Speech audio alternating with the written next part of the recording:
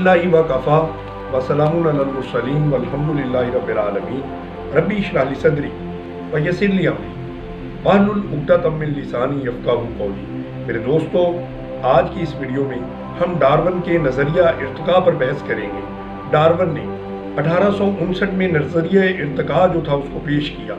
उसने एक बहरी सफ़र किया और जनूबी अमेरिका और इसके इर्द गिर्द के जज़ायर के अपने सफ़र के दौरान जानवरों और पौधों की बहुत सी स्पीशीज़ का मुताला किया और ये नतीजा निकाला कि जानदार अजसाम अपनी बका के लिए अपने आप को माहौल के मुताबिक बना लेते हैं और आहिस्ता आहिस्ता इनके अंदर कोई ख़ास खसूसियत जमा होते होते इतनी ज़्यादा तरक्की कर जाती है कि वो एक नई स्पीशीज़ को बना देते हैं, यानी एक नई स्पीशीज़ जो है वो वजूद में आती है। मतलब के जानदार अपने अंदर वो सलाहियतें पैदा कर लेते हैं कि उनके अंदर माहौल के मुताबिक साजगार हो जाती हैं। ये साजगार खसूसियात जो होती हैं ये किसी नई नस्ल को मुतारफ़ करवा देती हैं। डार्विन का नज़रिया इर्तिका हालांकि कोई कानून नहीं है, एक थ्योरी ही है। जब तक तजर्बात के ज़रिए से इसको साबित न किया जा सके तब तक वो कानून नहीं बन सकता, बल्कि थ्योरी ही रहेगी। डार्विन के मुताबिक आज का तरक्की याफ्ता इंसान भी बंदरनुमा इंसान से तब्दील होते होते आज के इस तरक्की याफ्ता होमो सेपियंस तक पहुंचा। लेकिन साइंसी मैदान में डार्विन को खुद भी बहुत तनकीद का सामना करना पड़ा, क्योंकि वो तजर्बाती तौर पे अपने आप को और अपनी से इर्तिका की थ्योरी को मुकम्मल तौर पर बयान नहीं कर सका।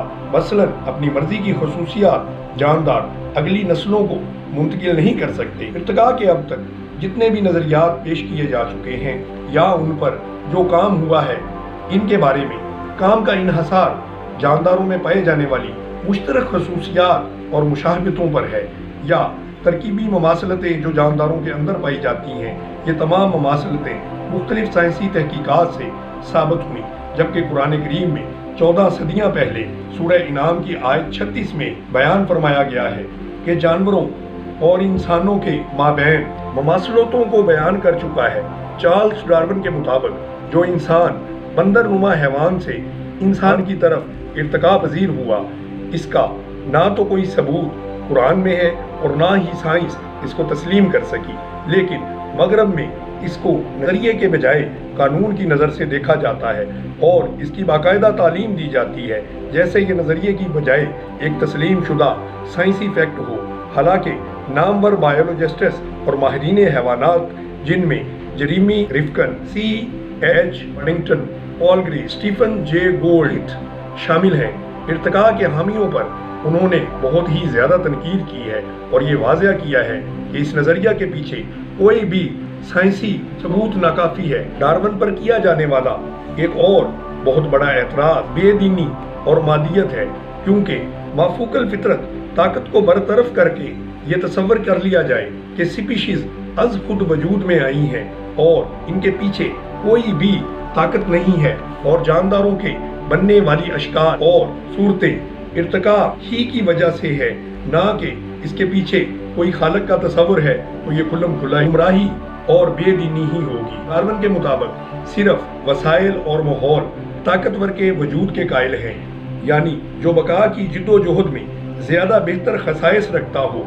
और ताकतवर हो, सिर्फ उसी को जीने का हक है। जो कमज़ोर हैं उनको इस माहौल में जीने का बिल्कुल भी हक नहीं, क्योंकि इंसान बका ही की खातर इतनी पेचीदा रास्तों से चलता हुआ आज के तरक्की याफ्ता इंसान होमो सेपियंस तक पहुंचा है। इस नज़रिया की रोह से इंसान एक मुआशरती दरिंदा बनकर रह गया है, जो ये साबित करता है कि अगर बका हासिल करनी है तो सिर्फ खुदगर्ज ही होना पड़ेगा और दूसरों की बजाय सिर्फ अपनी ज़ात से ही सरोकार रखे। यहाँ दुनिया जन्नत की बजाय जहन्नम बनती हुई नज़र आती है, जो बताती है कि डार्विन का ये जो नज़रिया इर्तिका है ये बिल्कुल भी दुरुस्त नहीं कि इंसान एक हैवान से इंसान की सूरत में वजूद में आया। बल्कि अपने अगले लेक्चर में हम बताएंगे कि कुरान करीम में इस तरह से बताया गया है कि इंसान जो है वो इर्तिका की मनाजिल तय करता हुआ आज के मौजूदा इंसान तक पहुँचा। उसमें इंसान की तख्लीक के मराहल तो हो सकते हैं, लेकिन किसी जानवर से एक इंसान यानी होमो सेपियंस का बनना हाल है।